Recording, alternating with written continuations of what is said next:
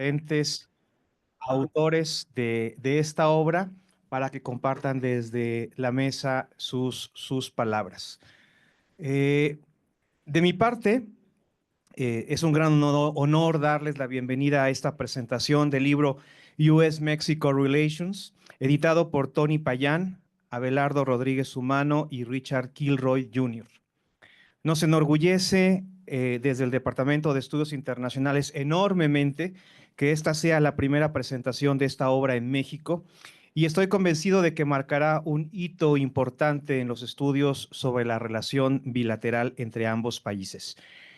Antes de continuar, me gustaría saludar con afecto a las y los integrantes de la mesa y agradecer su valiosa presencia, así como a la audiencia que nos acompaña tanto de manera presencial como a distancia.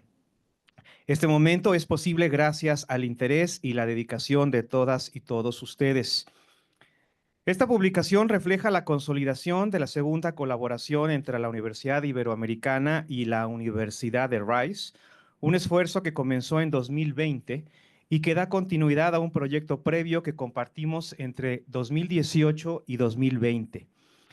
Estos intercambios y trabajos conjuntos han sido posibles gracias a la voluntad académica y al compromiso de ambas instituciones por fortalecer el análisis, el debate y la propuesta de soluciones a los complejos desafíos que enfrentan México y los Estados Unidos. El tema del libro cobra especial relevancia dado el contexto internacional y las políticas impulsadas tras el triunfo electoral de Donald Trump en Estados Unidos, un periodo marcado por retos significativos para la política exterior mexicana y la relación entre ambos países.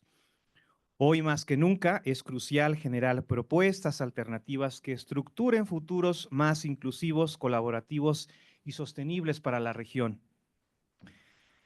Este esfuerzo editorial ha sido impulsado con el apoyo de la Vicerrectoría Académica de la Universidad Iberoamericana, que ha apostado por iniciativas que propicien el análisis crítico y propositivo de diversas perspectivas. Es motivo de orgullo destacar la contribución de integrantes del Departamento de Estudios Internacionales y de otras entidades o unidades académicas de la Ibero, quienes desde distintos enfoques académicos enriquecieron el contenido del libro. Su participación es muestra del compromiso de nuestra comunidad para construir diálogos informados que trasciendan fronteras. Agradezco sinceramente a la Asociación Mexicana de Estudios Internacionales, AMEI, por su respaldo y participación en este evento. Mi reconocimiento especial para la maestra Citlalia Ayala, aquí presente, directora ejecutiva de la AMEI, por acompañarnos hoy. Le pido por favor que haga extensivo nuestro agradecimiento a la doctora Adriana Ortega, presidenta de la AMEI, por su apoyo en este esfuerzo conjunto. Asimismo, quiero saludar con mucho aprecio al doctor Richard Kilroy Jr., quien se une a nosotros desde la Universidad de Rice vía Zoom. Su compromiso y apoyo fueron decisivos para que este proyecto editorial avanzara en su recta final y por ello le estamos profundamente agradecidos. Deseo que esta presentación sea un espacio de enriquecimiento y diálogo en el que podamos reflexionar sobre el presente y el futuro de una de las relaciones, la relación bilateral más importante para nuestro país. Muchas gracias.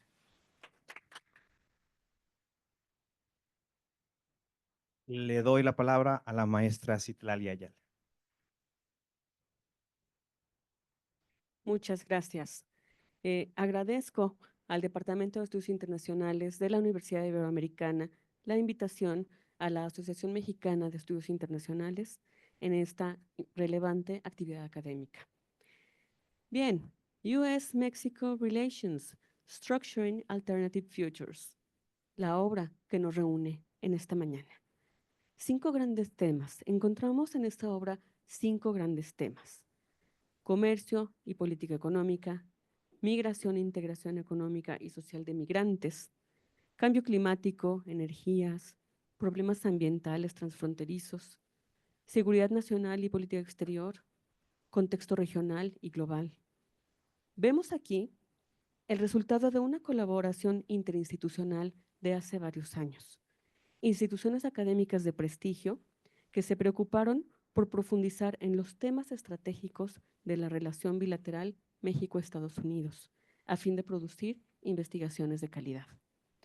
Las investigaciones que aquí se presentan están fundamentadas en el análisis de la política pública, de las relaciones diplomáticas, de relaciones comerciales y un contexto adverso que presenta desafíos en materia climática, de seguridad y lucha de poder frente a la presencia de otras potencias comerciales.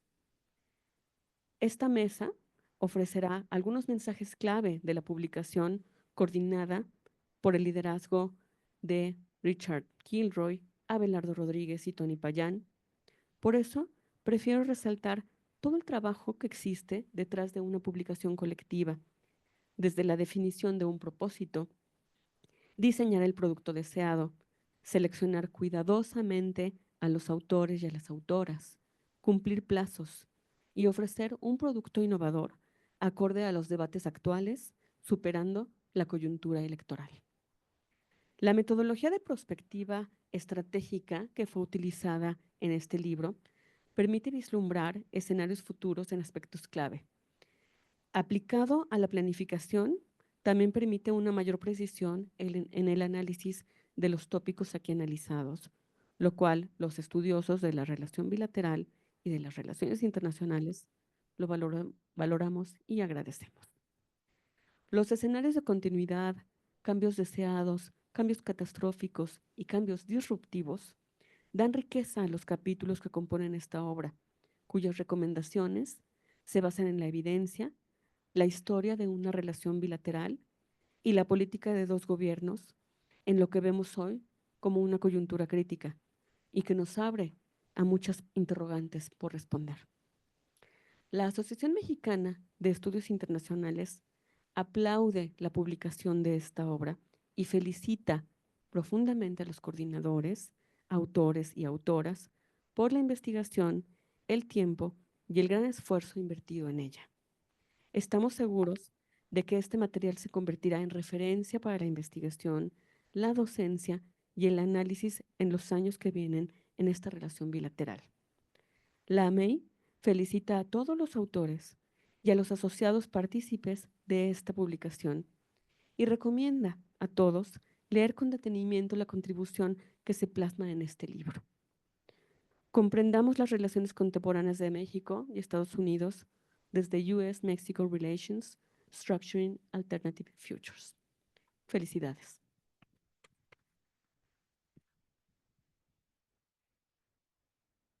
Muchas gracias a la maestra Citlali Ayala, directora ejecutiva de AMEI.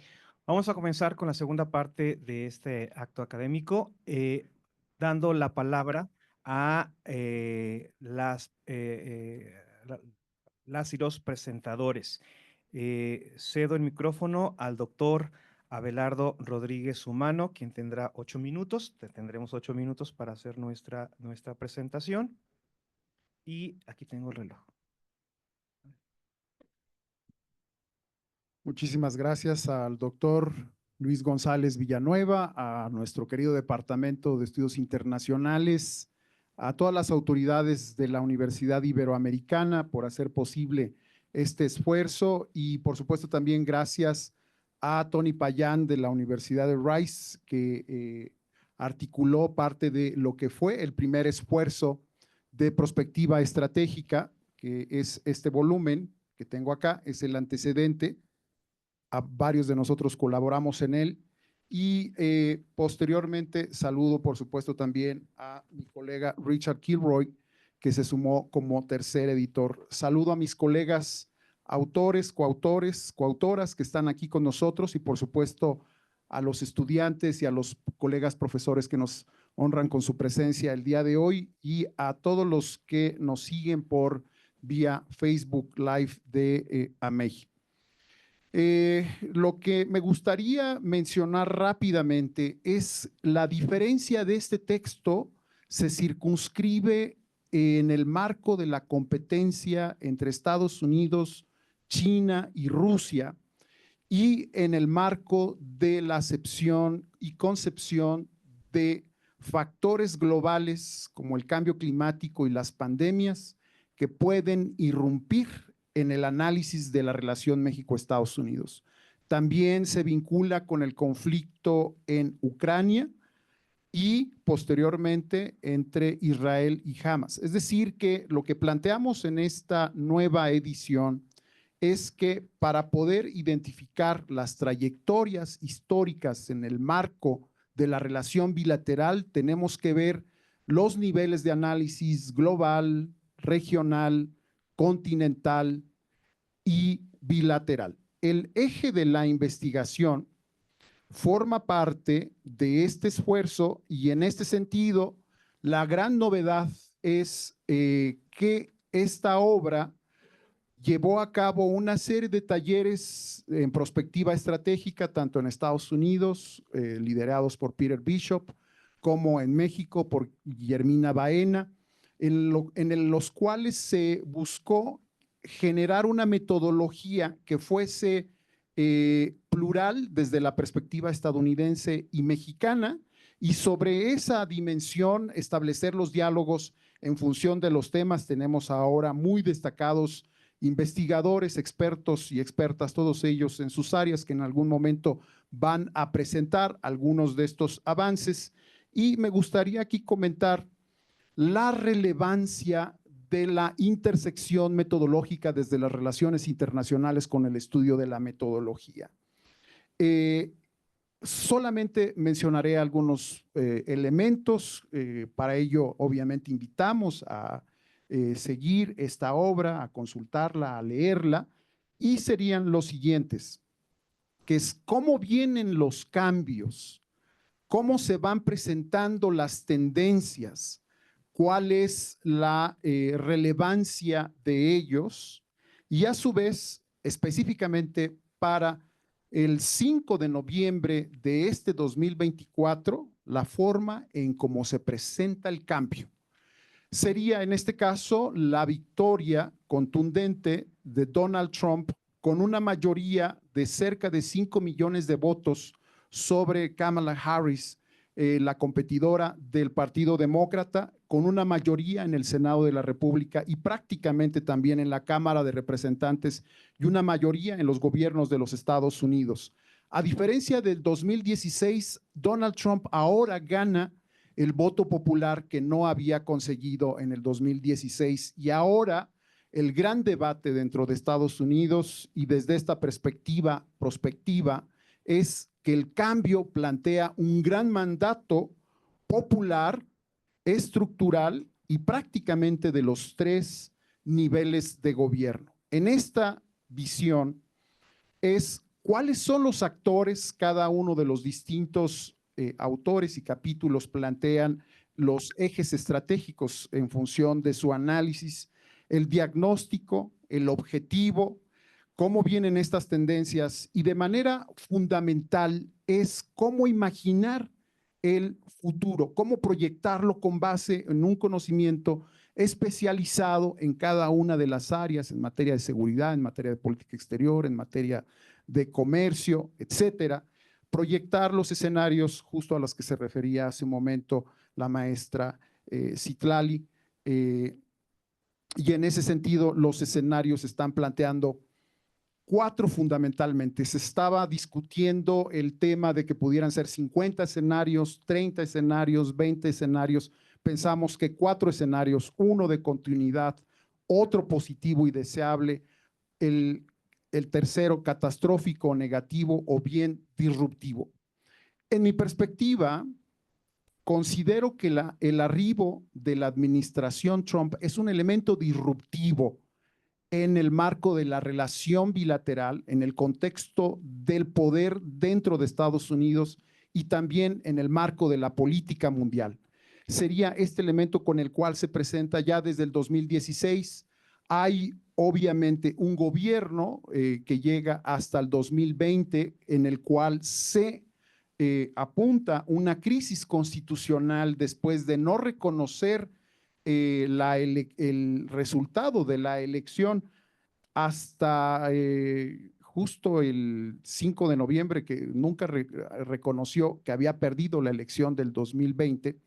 Y en el 2024 tenemos un escenario muy distinto en el cual además se perfilan, y con esto voy sobre todo apuntando una serie de elementos que nos permiten plantear, por lo menos para los próximos 4 años, algunas de las tendencias que ya están anunciadas con el eje además de los nombramientos del gabinete que están en este momento apuntándose en los medios de comunicación, que es en el marco de la política mundial, donde para el 2040 se perfila que Estados Unidos se va a convertir, en el caso de la comunidad anglo-saxon protestant, en la primera minoría hacia el 2040. Eso genera una tensión estructural para el America First, que representa justo Donald Trump. Un segundo elemento en el marco de la política mundial es que está proyectado que en el 2050 China será la primera economía del mundo, y esto además se refleja con que en el 2049 ellos estarán haciendo la primera parada de un proyecto a 100 años después de la celebración de los primeros 100 años del Partido Comunista en 2021, vislumbran 100 años hacia el futuro. Regresando al marco de la política interna, para ir cerrando mi participación y dar paso a mis colegas, voy a apuntar algunos de los dilemas que veo desde noviembre de 2024 con estas nuevas características de un acto consumado, de un poder amplio, con un mandato popular en el cual se regresa al America First, en el cual se apunta a buscar sellar las fronteras terrestres, la deportación masiva de indocumentados, el tema del crimen organizado transnacional, la renegociación del TECMEC, aumento de aranceles y quizás el punto detonante controversial, pero que ya está anunciado y que se discute actualmente, voy cerrando mi participación, se discute con mucha preocupación en Washington, y esto requiere, desde mi perspectiva, para lanzar los escenarios hacia el futuro, visto como opciones de recomendaciones de política pública, replantear todo el esquema estratégico de la concepción de un plan maestro de seguridad nacional, seguridad interior y política exterior para los próximos 4 y 8 años por lo menos, ya que el punto detonante es la amenaza de un conflicto militar por parte de Estados Unidos, en el cual se podría buscar cruzar la frontera, lo que nos llevaría a finales del siglo XIX y principios del siglo XX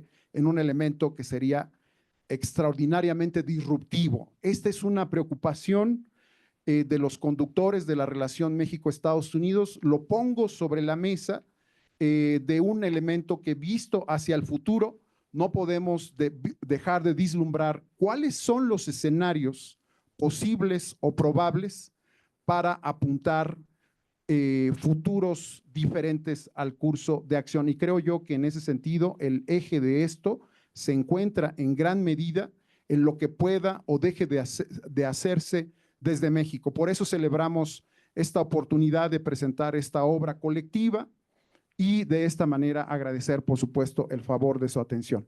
Gracias.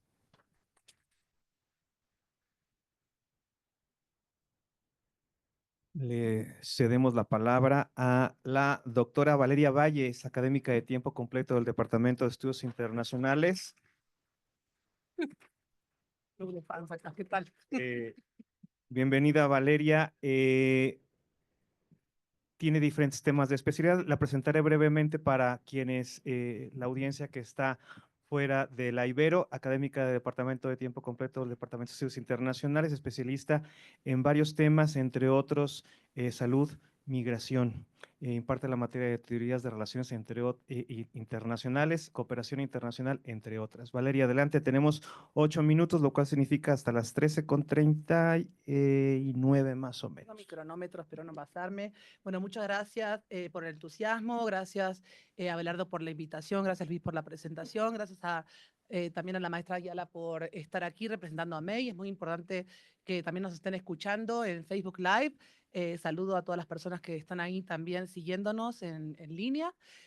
Para mí es un gran gusto estar aquí finalmente, porque como comentaba hace unos momentos la maestra Citlali Ayala, hacer un libro es muy difícil y sobre todo es más difícil hacer un libro coeditado que un libro de autor o autora.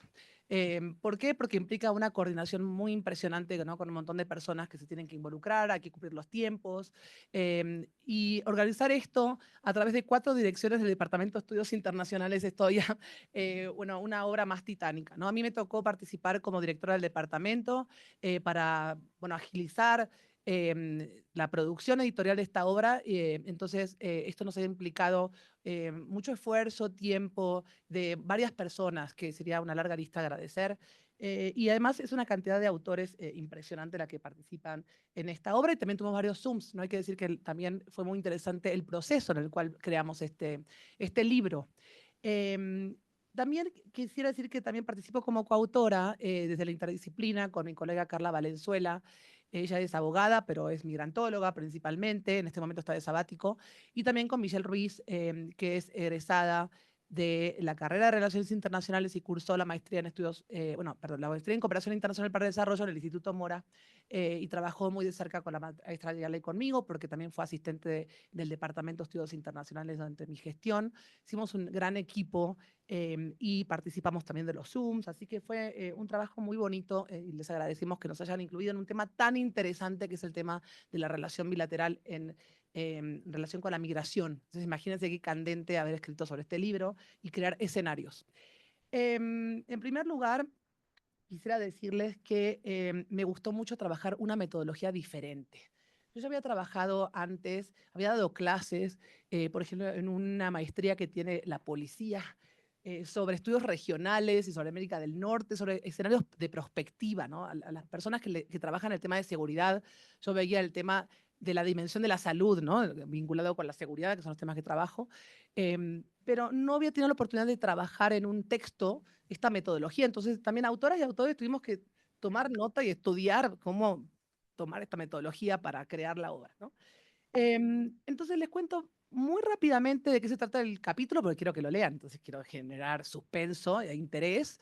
A mis colegas les quiero pedir que me citen, como es lo que necesitamos, ¿no? Para el SNI, necesitamos citas. A estudiantado, ojalá que lo lean y que les sirva para un montón de materias.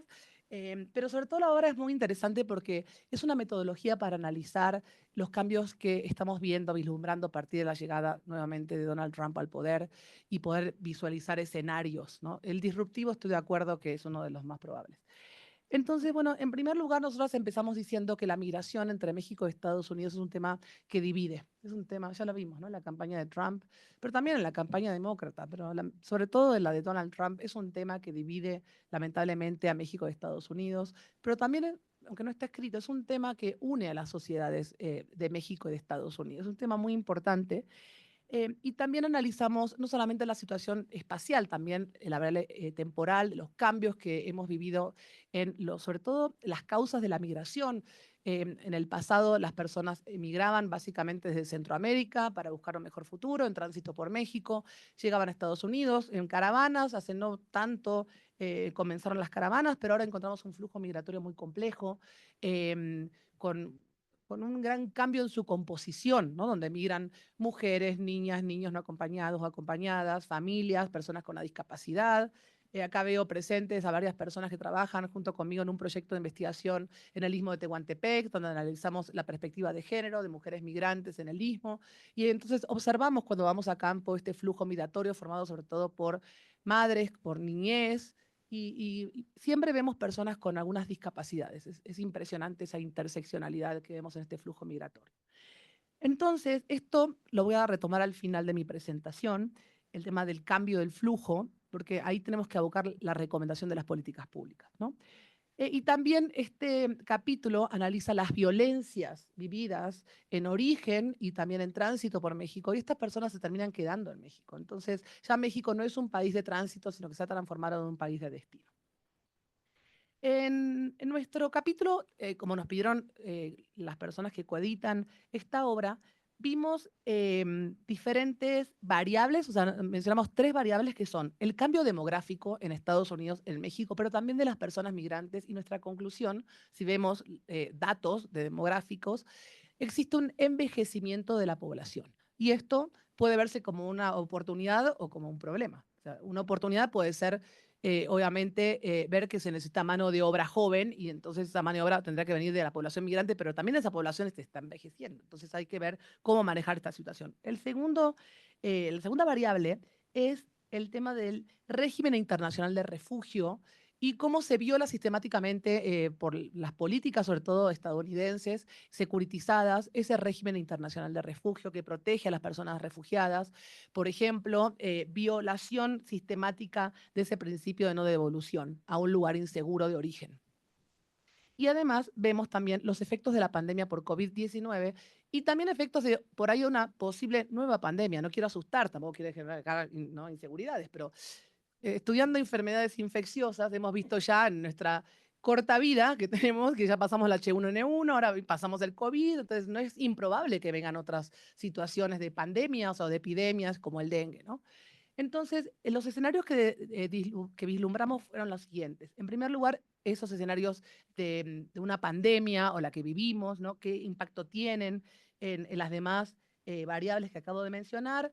Mencionamos también el caso del régimen de protección internacional, aunque no sean vinculantes, también mencionamos la Agenda 2030, ¿no? Acá la maestra Ayala coordina un seminario en el Instituto Mora de investigación sobre la Agenda 2030, ahí también tengo el honor de participar. Entonces, todos estos temas como el Pacto Global para una Migración Segura, Ordenada y Regular están presentes en este capítulo, igual que el Pacto para los Refugiados. Y lo criticamos, o sea, acá las autoras criticamos un pacto seguro para quienes, ¿no? Cuando es muy insegura la migración debe ser regular, pero ¿por qué debe ser regular? Y si es irregular, entonces tampoco tenemos que crear xenofobia en contra de las personas que migran de manera irregular. Ordenada, o sea, ordenada significa que para quién tiene que ser ordenada, para los controles fronterizos.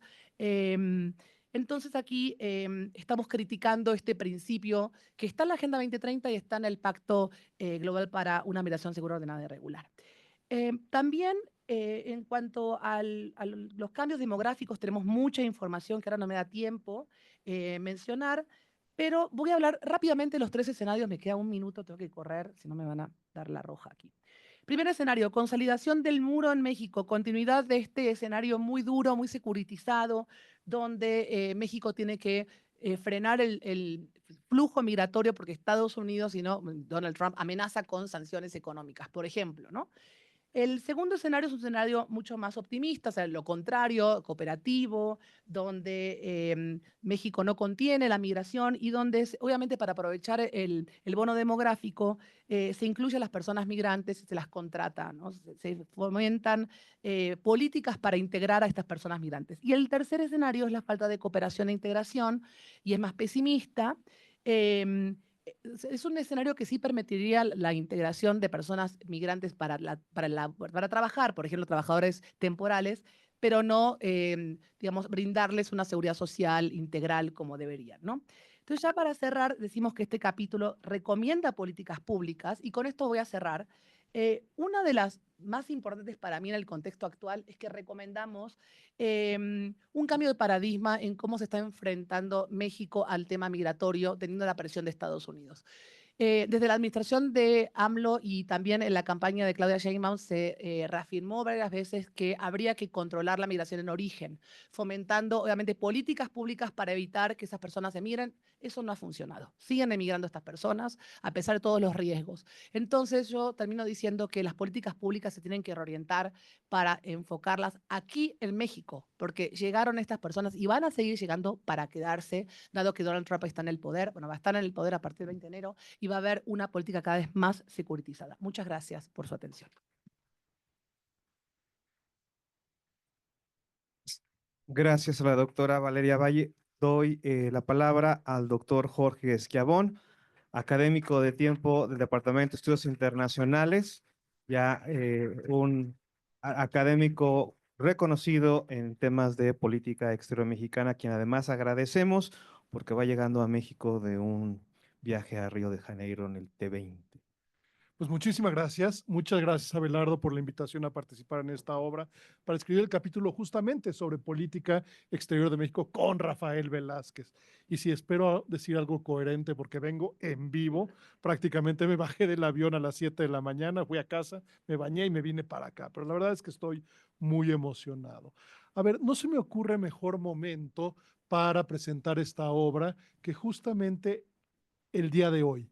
El día de hoy que sabemos el resultado de la elección en los Estados Unidos y que no solo sabemos el resultado de la elección presidencial, sino que tenemos claridad con respecto a la centralización de poder que se va a vivir en ese país. Primero y antes que nada, sabemos que Donald Trump no solo ganó el voto popular, por primera vez, por cierto, sino también obviamente el voto electoral. Y aquí los datos parecen que exageran el tamaño de su triunfo porque sabemos que ganó con la fabulosa cantidad de 50.2% del voto popular, aunque realmente eso le dio 312 votos electorales, lo cual parece inflar mucho. Entonces tenemos un presidente que no solo gana voto popular y voto electoral, sino que también gana las dos cámaras del Congreso. Y esto es importantísimo porque el Senado de los Estados Unidos estará 52-48 y la Cámara de Representantes, justo acabo de revisar la información, faltaban 4 votos para decidirlo, pero ya se sabe que será mayoría republicana. Y algo que poca gente sabe, particularmente aquí en México, es que en el caso de los Estados Unidos, el partido que tiene la mayoría en la Cámara tiene el 100% de las presidencias de las comisiones al interior del Senado y de la Cámara de Representantes, cosa que en el caso mexicano, por ejemplo, se reparten proporcionalmente dependiendo del voto que tengan.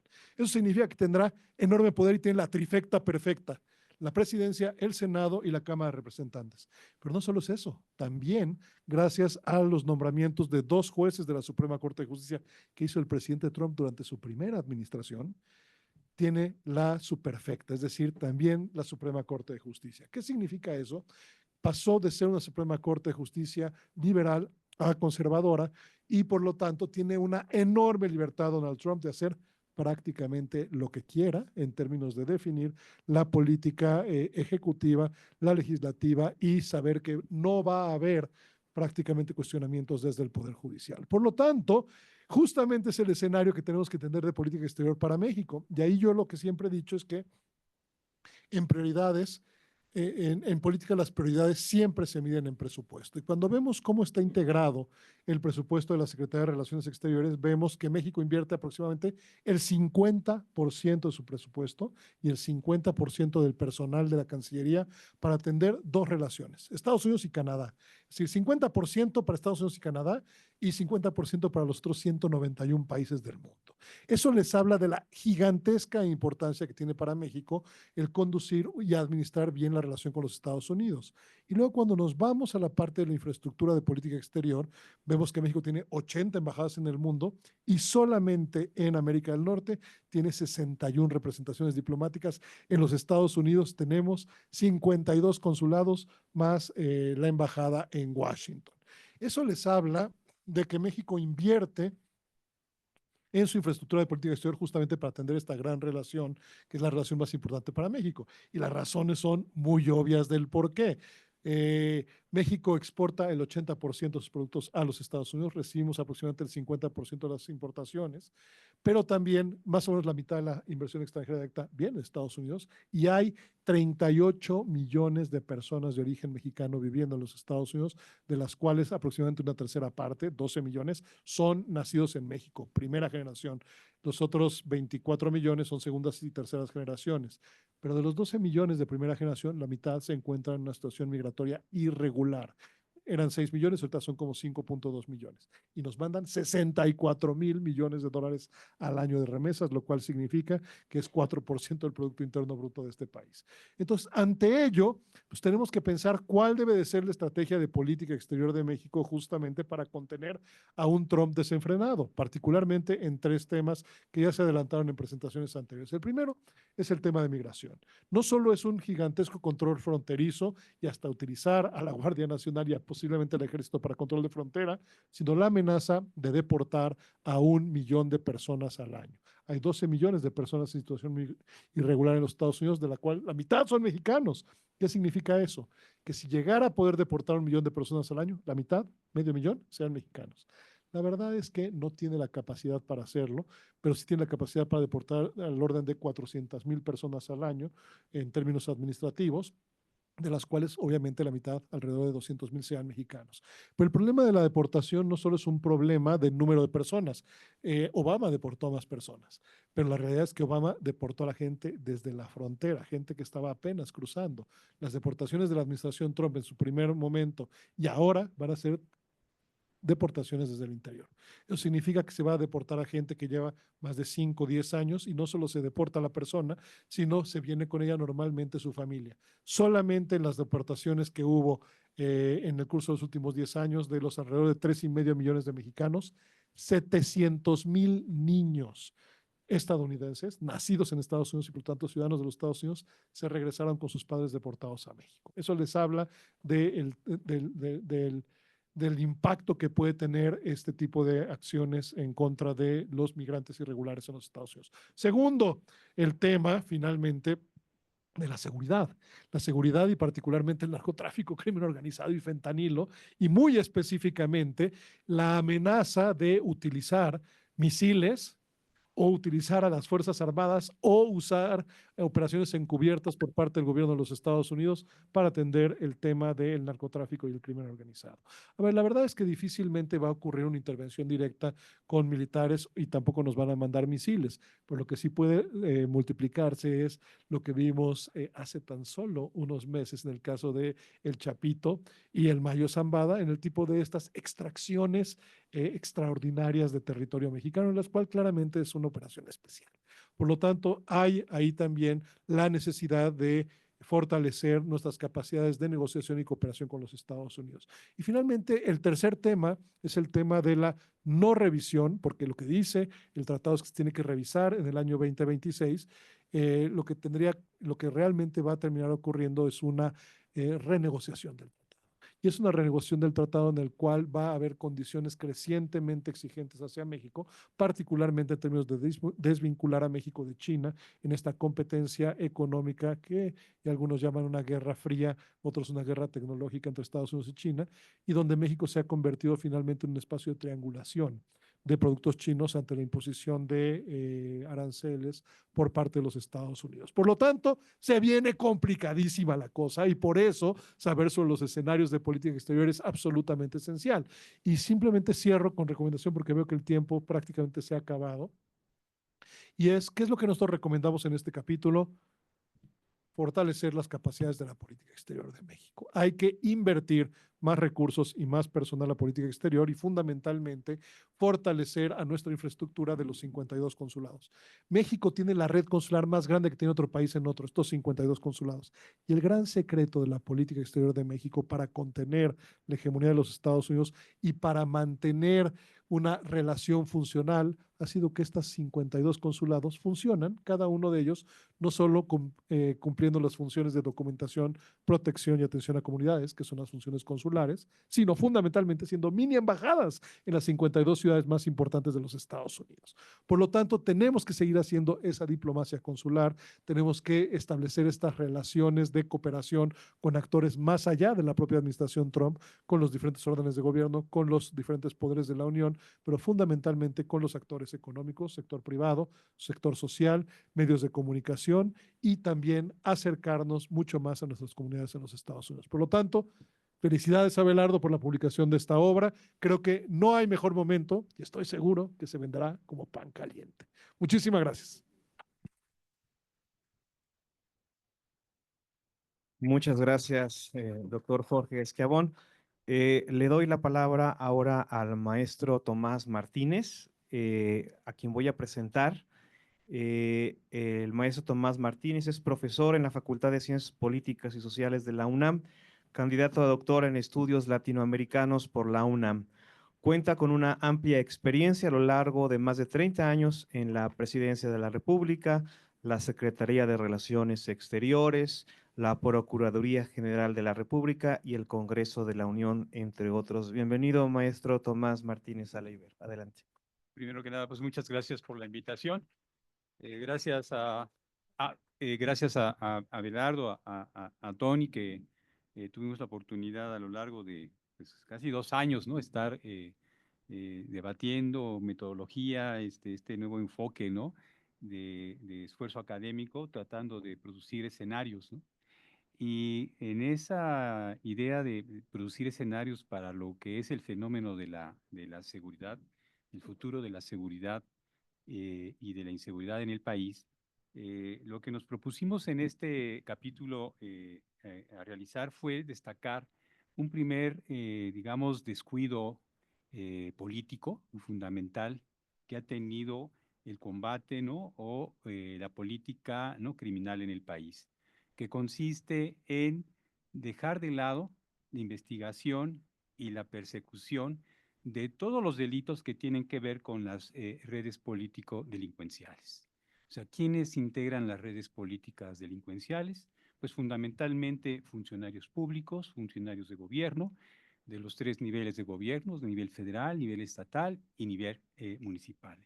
Y obviamente dentro de estos 3 niveles, el mayor nivel de contaminación o el mayor nivel de corrupción que prospera y prevalece a lo largo del tiempo, a lo largo de nuestra historia contemporánea en los últimos 50 años, es fundamentalmente en el ámbito, ¿no? de lo que son los gobiernos municipales, ¿no? El control que hay sobre las policías municipales, sobre las secretarías de seguridad pública, es ahí donde, digamos, adquiere fortaleza la estrategia criminal de cualquier organización, ya sea delincuencia organizada transnacional, ya sea delincuencia organizada estatal, regional o local.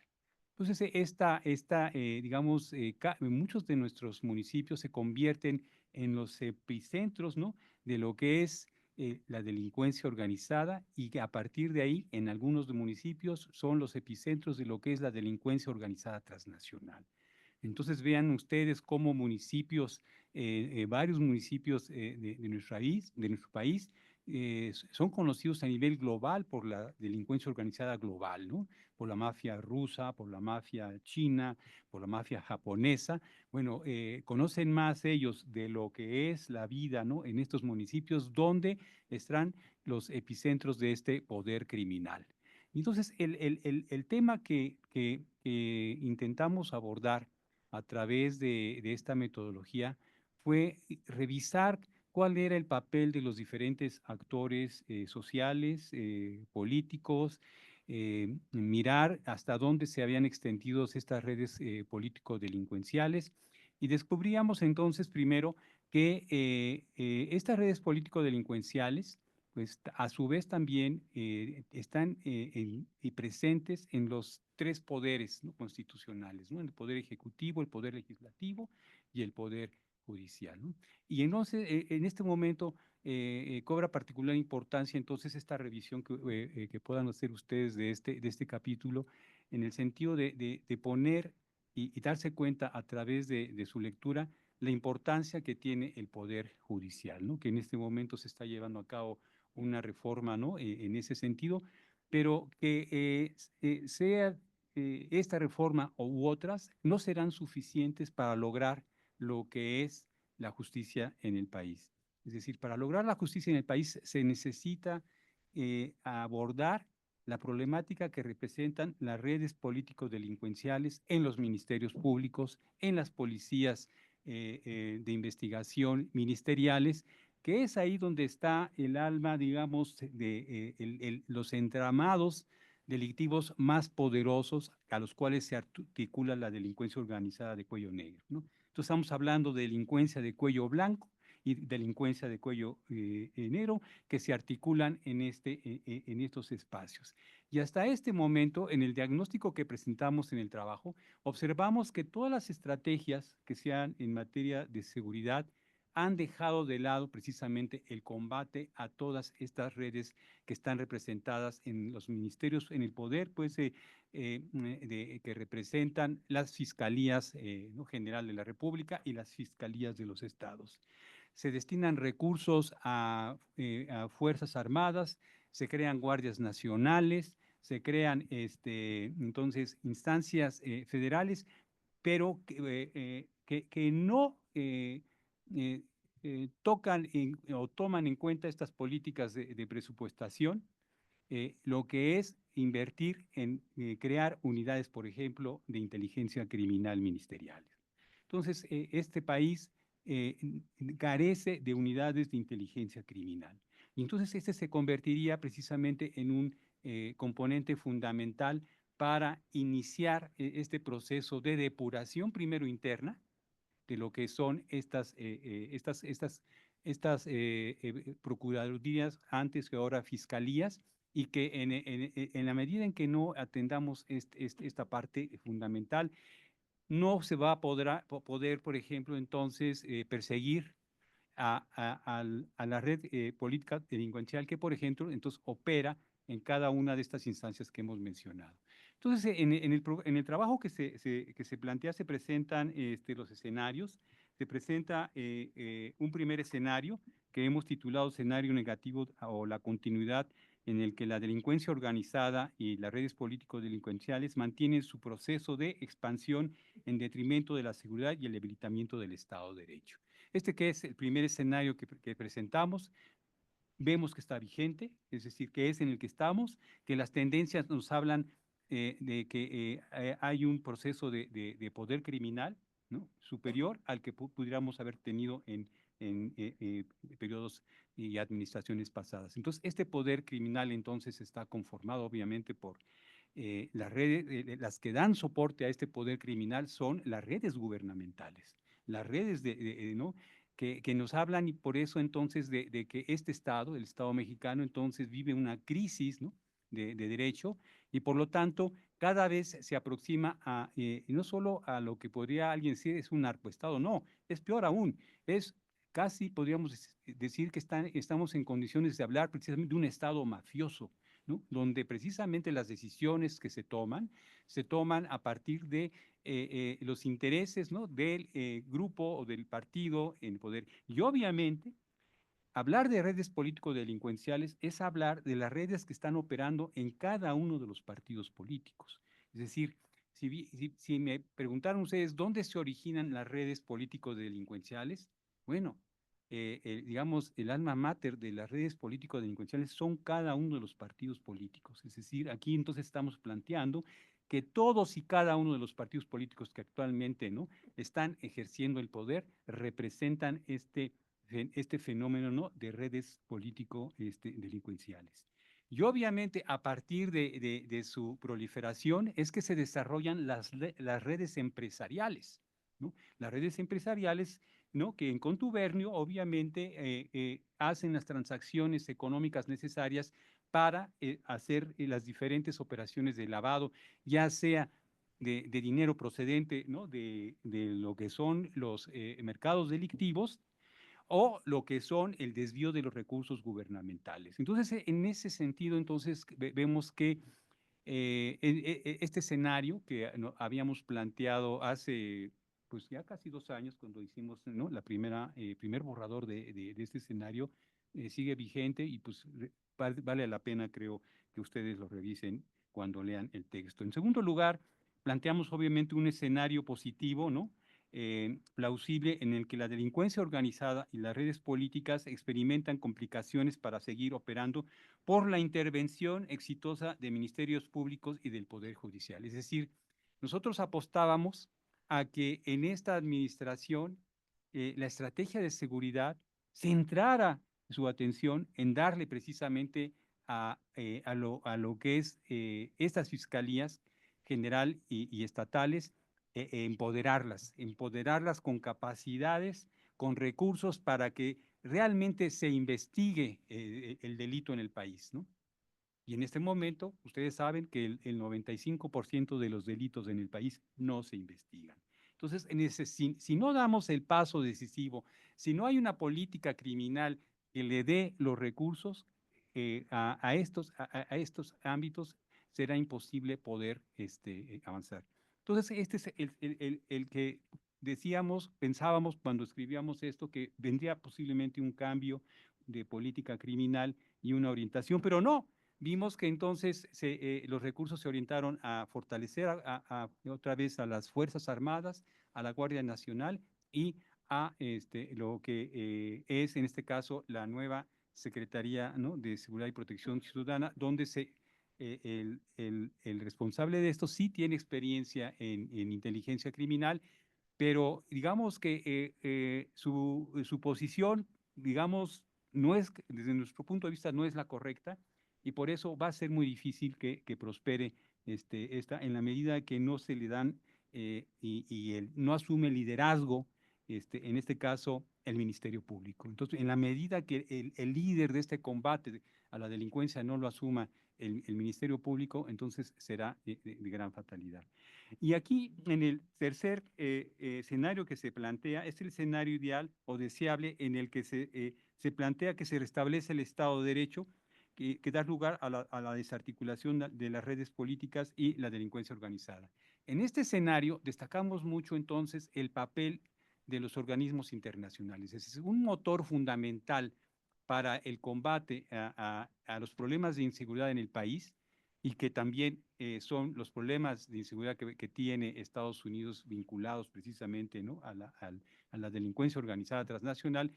Solamente van a ser combatibles en la medida de que se fortalezca la cooperación entre, ¿no?, las agencias, ¿no?, mexicanas y las agencias de Estados Unidos. Pero no solamente las agencias de Estados Unidos, sino hay una necesidad de recurrir a las agencias europeas, a las agencias asiáticas, a las agencias sudamericanas, para poder realmente hacer un diseño de una estrategia para poder neutralizar o ir combatiendo, ¿no?, estas redes criminales que se van empoderando. Entonces, pues yo los invito a una lectura, pues, de este texto, que espero pueda ser didáctico desde el punto de vista de los escenarios que planteamos. Y pues muchas gracias de nueva cuenta por la invitación, ¿no?, para participar en esta obra que, digo, ya tengo ganas de leer los capítulos de los compañeros y poder hacer un poco de análisis transversal a partir, ¿no?, de sus propias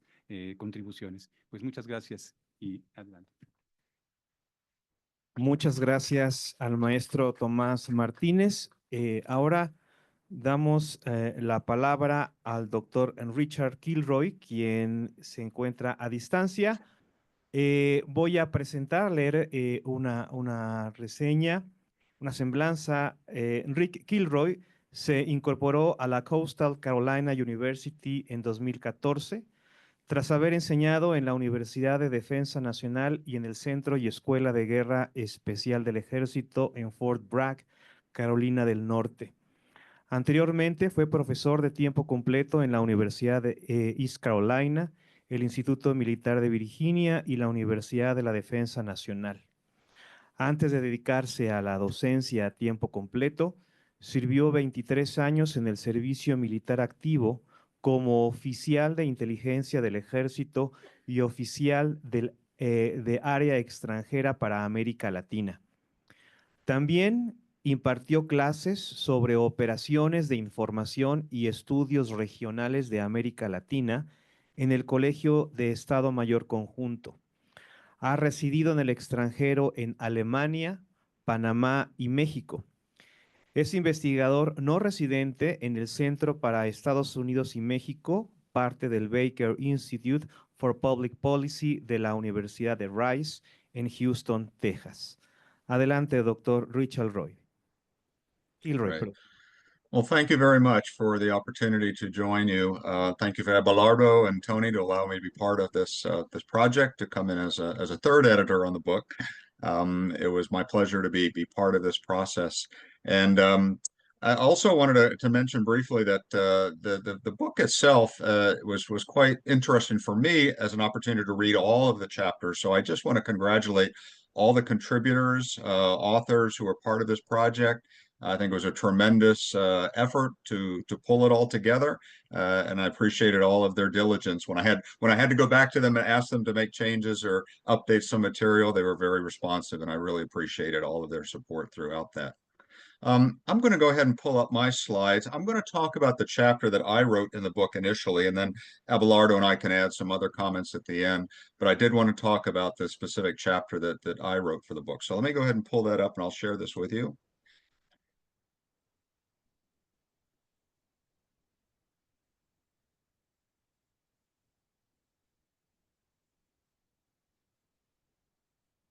Okay. So hopefully everyone can see that right now.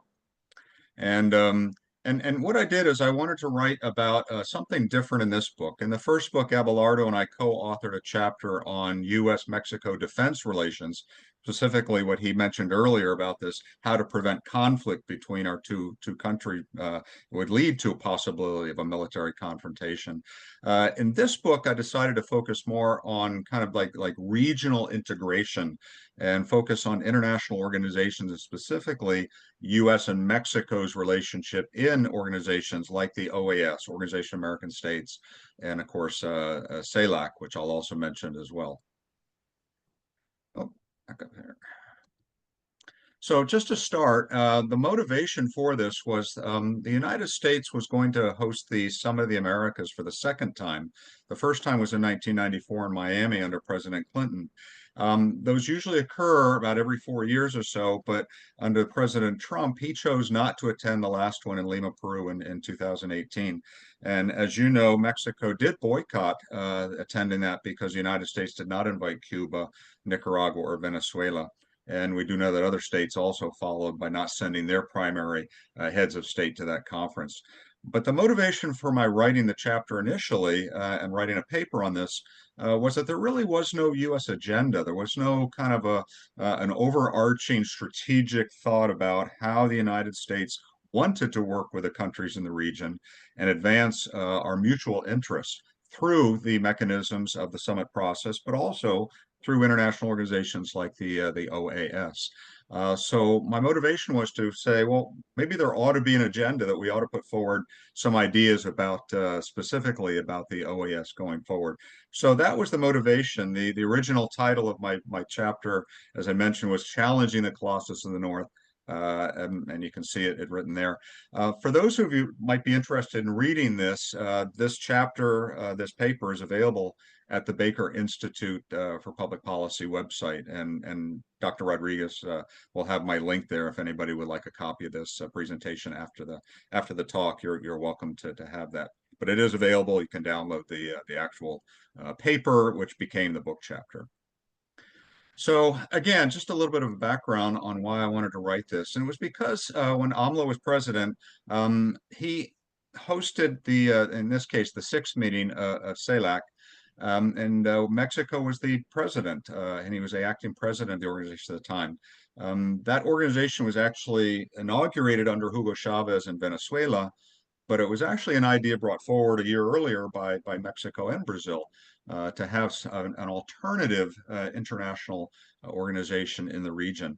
And as a result of that, there was some statements coming out from AMLO at the time about, well, maybe CELAC ought to replace the OAS, that it really embodies more of the interest of nations in the region and not specifically the OAS, which seemed to be primarily being run by the United States and promoting U.S. interest. I mean, it was formed 70 years ago when you think about the OAS, and it's been around as long as NATO, actually precedes NATO. So there's a lot of institutional knowledge. There's a lot of institutional processes that have been kind of taken for granted about what that organization is or what it could be. So in the paper, what I did is I wanted to kind of take that argument that AMLO was making and saying, well, let's not react typically like the United States does, saying, well, no, of course not. We're going to do away with the OAS, and that's more important, and it's been around for 70 years. But maybe think about it more in terms of how the United States should respond to other interest in the region, specifically Mexico's interest, about the role of the OAS and how it can actually work with countries in the region to do that. So using the methodology that Dr. Rodriguez mentioned, the Futures Foresight by Hines and Bishop, was basically to take again that methodology applied throughout the books, but specifically to international organizations, and particularly the OAS and CELAC, and this possibility of revising the OAS, or what would change if CELAC were actually to, in this case, replace the Organization of American States. So what I did in my chapter is a little bit different than some of the other chapters. I used we use it in intelligence analysis, since I worked in the intelligence career field for many years, something called structured analytical techniques. One of them was what if analysis, as a way to kind of think about what if these things were to occur and what would happen as a result of that. And then also something called argument mapping. And I'll show you some examples of how I incorporated that methodology into the scenarios.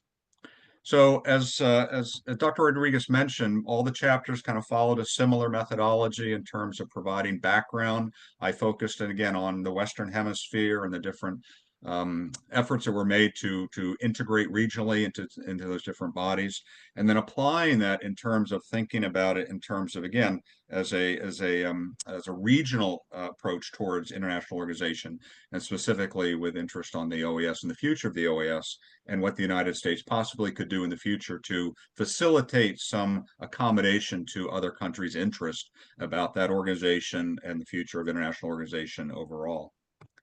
So it starts with something called a domain map. This is where the methodology basically says, well, the OAS was formed to basically look at Western Hemisphere security initially, as the Rio Group was formed back in the 1940s during the Cold War.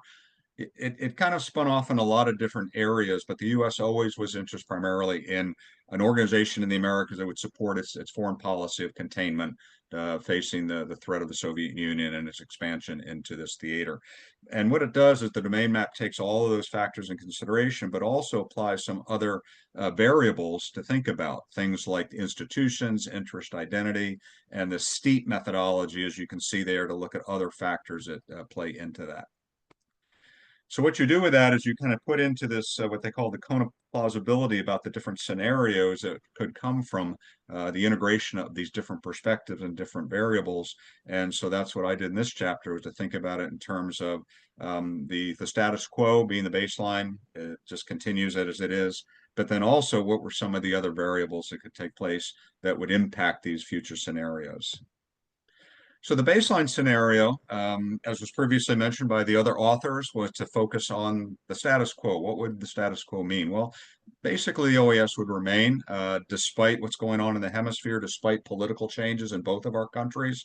It would probably continue in its current state.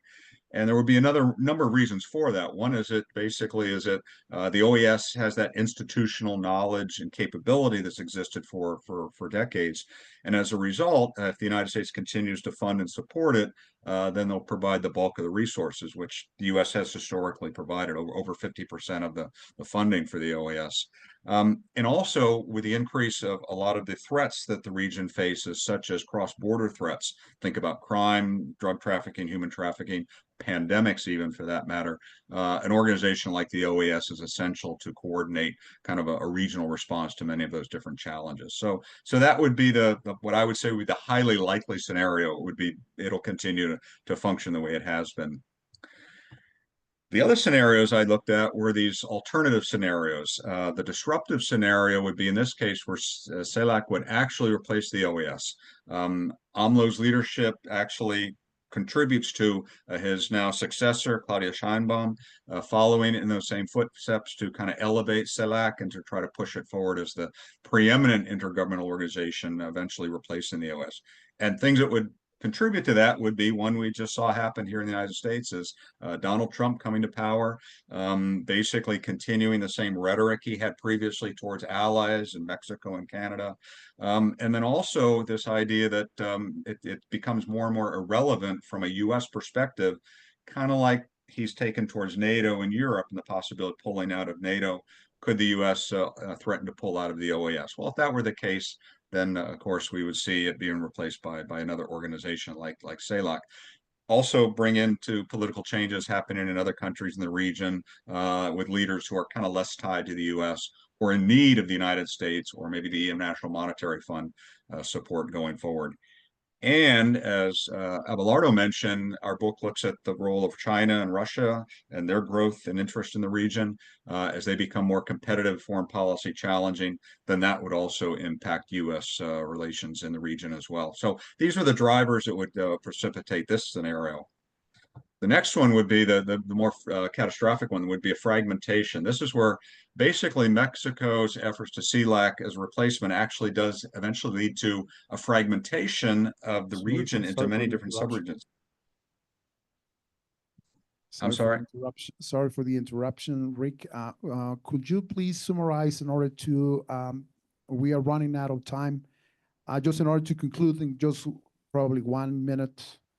Okay, I'll go very quickly then. Okay, so this one would be the fragmentation. It breaks down into sub-regional organizations. And then the last one is the preferable scenario, which is a reimagined OAS, which is the case I was trying to make, is the United States needs to kind of accommodate change in the region, accommodate other actors, and elevate their role. You know, look at what AMLO is saying and actually give some credence to that. And you can see on the slides, and these will be available to everyone afterwards if they want to read that. What are some of the factors? So this is, I just want to show quickly, this is what an argument map looks like. Again, it's an analytical tool we use where you actually put your scenario as a contention, then you give the reasons, the evidence for that, but then also the objection and the rebuttal to that. And I did that for each of the main scenarios. So just to kind of wrap things up, I do think a reimagined OAS with reforms is important for the future of relation to the country in the hemisphere, but also specifically U.S.-Mexico relations, that we need to work together with countries throughout the region and allow countries like Mexico to take more of a constructive role in helping to reform the OAS, as opposed to promoting CELAC. Let's make the OAS more conducive to the 21st century and the needs of countries in this region. So I'll go ahead and stop there.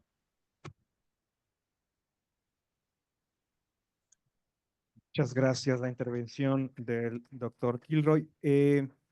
Ahora para terminar y cerrar esta parte, le cedo la palabra al doctor Abelardo Rodríguez para recapitular en 2 minutos su visión como editor.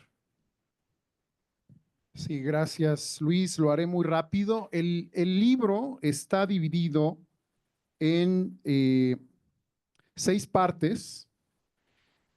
Tiene una concentración en la primera parte sobre comercio y la política económica, una segunda parte sobre migración regional, una tercera parte sobre cambio climático y energía, en todos ellos con especialistas en los distintos temas, la parte 4 en seguridad nacional y política exterior, con una gran novedad también, además de los capítulos que ya fueron presentados, los capítulos de Marianne Marchand sobre la política exterior feminista visto desde la perspectiva estadounidense y canadiense en la relación con Canadá y viceversa la perspectiva de política exterior feminista desde México en el contexto de la relación con Estados Unidos.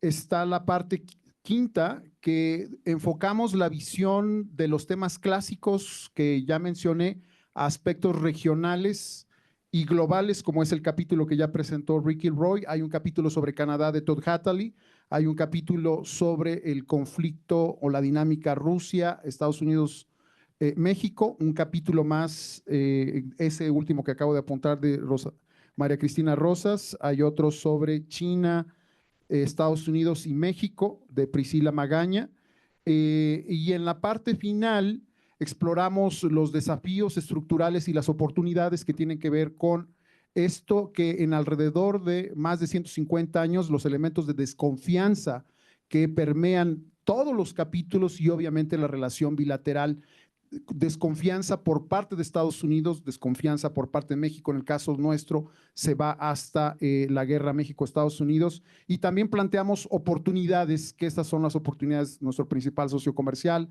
una relación entre sociedades, lo que tiene que ver también con ciencia, tecnología, educación, tenemos un capítulo espléndido sobre ello, y de manera particular en el marco de todos estos desafíos que ya vienen en camino, vemos los claroscuros, no toda la cuestión es negra, sino vemos claroscuros, áreas de oportunidad, áreas de interés que obviamente se han desarrollado a lo largo también dentro de más de un siglo, y apuntamos el futuro, en que el futuro de la relación México-Estados Unidos, con esto cierro, está en los jóvenes, está en las universidades, está en la sociedad de Estados Unidos y de México.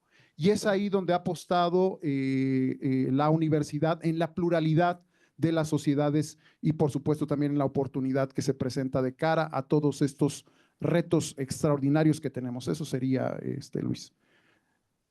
Entonces, Rick, would you like to end it out with your final reflection in terms of this new co-edited book? Yes, just to wrap things up, I think the importance of collaboration, academic collaboration, like we had with this book, is critical for increasing knowledge of each other in our countries, academic exchanges like we've had and Dr. Rodriguez and I have had for a number of years. These are all things that are going to help kind of build that trust and that confidence for our countries to know each other and to work together going forward. We're at a very I will say just a very dark time in our country right now. I'm very concerned about the future of our country and future democracy in particular. And right now, I think if anything, it just begs for more collaboration and more cooperation.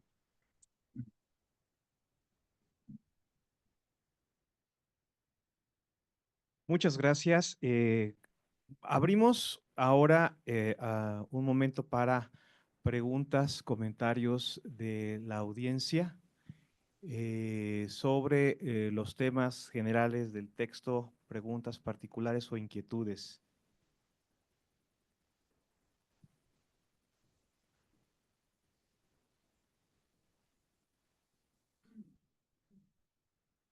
Adelante por aquí.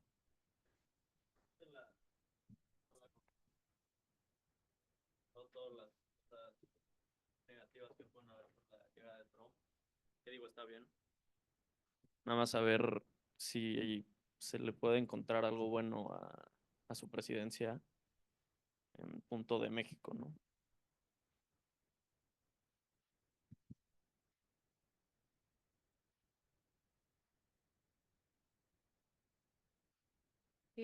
Hola, igual mi pregunta va un poquito más hacia el contexto actual.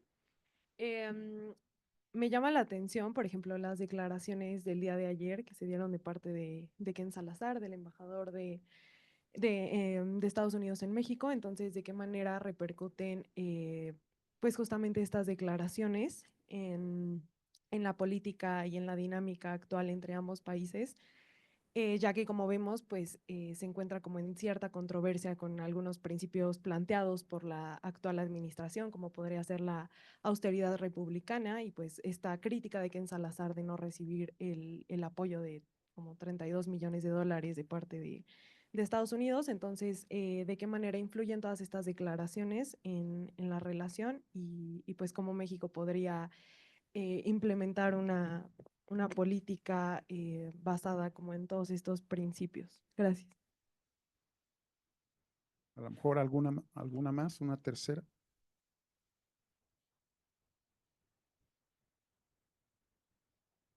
Bueno, a mí se me ocurre la reforma judicial.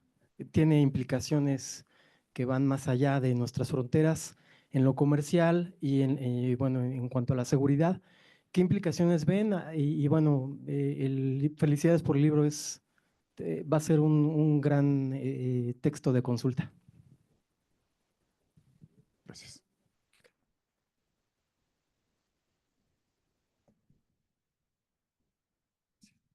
Gracias.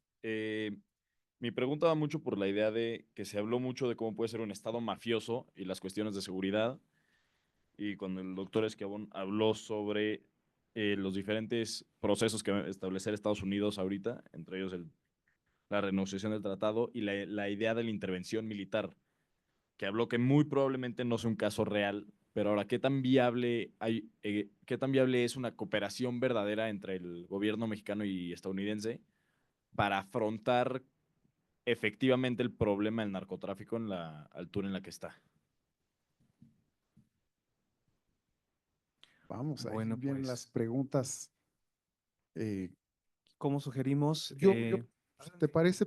Le propondría a cada uno de nuestros profesores a lo mejor 1.5 minutos por cada uno en el orden en que presentaron para ir dando respuesta o si tienen alguna reflexión adicional, adelante. Empezamos contigo, Valeria. Muchas gracias por la presencia aquí en el auditorio y también en línea. Habrá que ver si nos pusieron alguna pregunta en el Facebook Live, pero quisiera responder rápidamente a la primera pregunta que me parece muy pertinente. O sea, hemos sido bastante críticas y críticos frente a la llegada de Donald Trump. Es que, por ejemplo, para el tema migratorio no puedo ser optimista. Lo que sí puedo decir es que desde la academia el optimismo es que Trump nos va a dar mucha tela de donde cortar. Vamos a tener muchos años para analizar y que el escenario número 1 se cumple. Por ejemplo, en la página 121 a 122, nosotras planteamos ese escenario ante un escenario que se llama consolidación del muro en México y continuidad del escenario securitario de la perspectiva de la contención de la migración. Por lo tanto, este escenario se cumple y es el número 1. Lamentablemente es bastante negativo porque el tema migratorio es introducido en la agenda política de Estados Unidos como un chivo expiatorio, ¿no? Como la culpa de todos los males. En la primera campaña, recuerdan que Donald Trump llamaba a la migración de parte de México, y lo decían en masculino, ¿no? Bad hombres, ¿no? Entonces se ve a esa migración de una manera muy negativa, securitaria, y creo que así va a ser. Él está diciendo que va a implementar de nuevo el título 42. Acá hablamos de el MPP Protocol, ¿no? O sea, todos estos protocolos para quedarse en México. Es muy posible que este escenario se cumpla, que México, como lo dije al final, al concluir, tenga que preocuparse más por esta migración que ya no es tránsito, sino que estas personas se terminan quedando varios meses, varios años y tal vez se terminen quedando toda la vida, ¿sí? Como me terminé quedando yo por otros motivos que México me trató tan bien. Muchas gracias. Muy rápidamente, las declaraciones de Salazar, Jania, lo que reflejan es un nivel de desesperación por parte del gobierno de los Estados Unidos en términos de la poca cooperación desde el lado mexicano y también una gigantesca desconfianza. Y realmente esto es resultado de la cantidad de muertes que ha habido en la sociedad de los Estados Unidos. Es increíble que en los últimos 10 años las muertes por fentanilo superan las muertes de estadounidenses en todos los conflictos bélicos desde la Segunda Guerra Mundial hasta el día de hoy. Por lo tanto, es una desesperación por parte del gobierno de Estados Unidos de que México no está haciendo su parte en términos de la contención fundamentalmente del fentanilo, y el tema de abrazos y no balazos lo único que ha generado pues, es una capacidad de mucho mayor control territorial por parte del crimen organizado. La reforma judicial. El tema de la reforma judicial es que reduce todavía más la certidumbre jurídica en este país para la atracción de inversiones. Y la verdad es que dentro del proceso de nearshoring, de acuerdo con el Banco Interamericano de Desarrollo, se pueden esperar hasta 78,000 millones de dólares. No ha llegado ese nearshoring a México, aunque México tiene todas las condiciones para ser el espacio que más podría haber recibido, según el propio Banco Interamericano, hasta 27,000 millones de dólares. No han llegado justamente por la inseguridad en México, por la falta de certidumbre jurídica, por la falta de energía, por la falta de agua y también por la inseguridad en el país. Por lo tanto, la reforma judicial es un granito de arena más hacia la falta de certidumbre jurídica y por lo tanto generar condiciones de atracción de inversión extranjera directa. Y finalmente, Jerónimo, la parte del Estado mafioso. Yo si tuviera que definir cuál es la palabra que describe el día de hoy las relaciones México-Estados Unidos, y por cierto, esto era tanto en republicanos como demócratas, hacia México, es la desconfianza absoluta.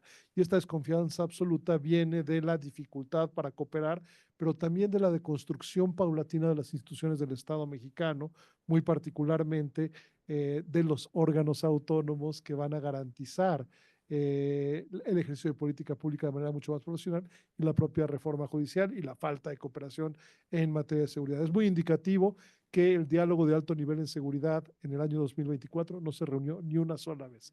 Por lo tanto, eso te habla justamente de esta desconfianza y desde el punto de vista de los Estados Unidos, de la existencia real de este contubernio entre autoridades y crimen organizado, o cuando menos una tolerancia que va más allá de la mera tolerancia estratégica, sino que realmente puede hablar hasta de connivencia. Sí, y bueno, sobre pues lo que comentó Ken Salazar, pues es algo que todos lo conocemos, ¿no? Entonces, en ese sentido, digo, no está aportando nada nuevo, ¿no? Para lo que es pues la definición, incluso o redefinición de alguna política, ¿no? Y frente a un gobierno que no tolera, ¿no?, la crítica, no tolera ninguna observación ni interna ni externa, pues entonces, bueno, es obvio que sí, su intervención pues es genera una tensión como fueron las reacciones que, que, que se tuvo por parte ¿no?, de nuestra presidenta. Entonces, en ese sentido, lo que se está viendo es que las relaciones respecto al tema de la seguridad van a ser muy tensas, ¿no? Y respecto a Trump, todo indica que si quiere tener éxito Estados Unidos respecto a disminuir el fentanilo, contener un poco la acción, ¿no?, de las delincuencia organizada, especialmente la que se dedica al narcotráfico, pues va a seguir recurriendo a medidas unilaterales, ¿no? Entonces yo creo que lo que vamos a estar observando van a ser acciones encubiertas, operaciones que van a tratar de contrarrestar lo que es la falta de la confianza, ¿no? Ya a nivel de intercambio de información y de inteligencia, les ha quedado claro que es peligroso para, ¿no?, las propias operaciones y para la seguridad de sus agentes encubiertos, poder hacer el intercambio de información. Y por lo tanto, entonces, eso va a obligar a que ante un compromiso, ¿no?, con el electorado de Estados Unidos, recurran pues a acciones, insisto, ¿no?, de carácter unilaterales. Y respecto a lo que es esta reforma judicial, pues todos los análisis críticos y serios, ¿no?, de expertos en la materia, pues hablan que va a ser un fracaso, ¿no? Desde el punto de vista de su implementación, desde el punto de vista de sus objetivos y sobre todo, digo, lo más terrible desde el punto de vista de los derechos humanos, pues, se están violando, ¿no?, los derechos de jueces, ¿no?, por casos de corrupción, redes de corrupción en este terreno, de algunos casos, no de todos los jueces de este país. Entonces, lo que están haciendo es violando, ¿no?, derechos humanos, y creo que este tema, pues si bien se va a tardar de llegar ¿no?, en lo que es la Corte Interamericana, ¿no?, de Derechos Humanos, tarde o temprano, en la propia implementación, veremos que los resultados serán muy, muy pequeños y seguirá imperando la corrupción que hay en el ámbito, ¿no?, de lo que son la otra parte, ¿no?, de cómo lograr la justicia, que son las investigaciones criminales, y por lo tanto, ¿no?, la necesidad de una reforma para fortalecer a la Fiscalía General de la República, a las fiscalías estatales, a los ministerios públicos y dotarles de capacidades realmente de investigación. Entonces, en ese sentido, vemos que seguirán prosperando estas formas de transacciones que se darán entre delincuencia organizada y ministerios públicos, fiscalías y también jueces, incluso los nuevos jueces que aparezcan por vía electoral, no serán, digo, el poder criminal es tan grande que no creo que, como dicen, aguanten los cañonazos que les van a dar, ¿no?, las organizaciones criminales. Entonces, necesita el Estado mexicano fortalecer sus instituciones, son muy débiles. Y cuando hemos renunciado al Estado de Derecho, en la medida de que no regresemos al Estado de Derecho, estaremos viendo entonces que caminaremos hacia el escenario de la construcción, ¿no? De lo que es esta idea de un Estado mafioso, ¿no? De un Estado criminal. Y pues ese es uno de los escenarios y ahí por eso la recomendación de que hagan, ¿no? Ojalá la lectura, ¿no? del texto, que creo que nos dará muchos elementos al respecto. Muchas gracias. Rick, do you have an extra comment? Your microphone. Yeah, just to kind of wrap up, I do think one of the biggest concerns we have here in the United States, particularly with the political change that are happening, is that previously there were checks kind of on the presidential power and the ability to implement policies, and some of the rhetoric that Trump shared during the first election, we know he didn't act upon because he has, as we would say, adults in the room or people who are able to keep a lot of those ideas in check, and his attitudes towards Mexico and other countries for that matter. My concern now is they're not there. Those people are gone. They're no longer a part of the Republican Party. Everybody he's putting into office now are all very much loyalists who are going to do whatever Donald Trump says they want them to do. And that to me is a very dangerous time. And so I wouldn't, any rhetoric that comes out of the White House specifically now directed maybe towards Mexico as he did in the past, unfortunately, there's not going to be nobody there to kind of stop those worst impulses of him as president.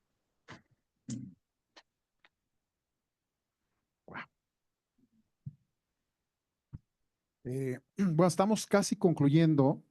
Me gustaría hacer un comentario Adelante, rapidísimo. Como internacionalistas, como estudiantes de la política internacional, exterior, estudiosos de Estados Unidos también, creo que es importante, y este es el momento de apuntar, que también requerimos ver el otro lado de la cara de Estados Unidos, la cara de figuras como Rick Roy, que han dedicado toda una vida a tender puentes, a establecer lazos institucionales, militares, académicos, desde el ámbito, por supuesto, de las universidades, desde los tanques de pensamiento. Este es el momento también para repensar, reimaginar y replantear el desarrollo de la búsqueda de relaciones estratégicas con aquellos actores con los que vamos a poder trabajar, con los que hemos venido trabajando y con los que vamos a seguir trabajando en el contexto de lo que el mismo Rick ha planteado en este momento oscuro, dado el poder extraordinario que está representando la administración Trump, o más bien la presidencia electa, que tomará posesión el 20 de enero del próximo año. Luis. Gracias, Abelardo. Bueno, yo antes de terminar, continuaría esta reflexión para nuestras y nuestros estudiantes. Me remito a mi experiencia y ahora estoy en posibilidad de volver a repetir una reflexión parecida. Cuando yo estudiaba Relaciones Internacionales, llegó un momento en que estaba estudiando la materia de la Unión Soviética, ¿sí? Y en noviembre de ese año, de ese momento, de ese otoño, desapareció la Unión Soviética como tal. Hoy estamos ante un reto enorme, complejo, y me parece que ese es un momento espectacular y es un momento estelar para estudiar relaciones internacionales. Es un momento en el cual es más vigente que nunca esta licenciatura y los estudios internacionales, a pesar de lo oscuro o gris que pueda parecer el escenario. Yo les agradezco mucho su asistencia, agradezco mucho a la Asociación Mexicana de Estudios Internacionales, agradezco a todas y todos ustedes, a las y los colaboradores y coautores de este libro que estuvieron presentes. Damos por terminada de esta manera esta presentación. Que tengan excelente tarde.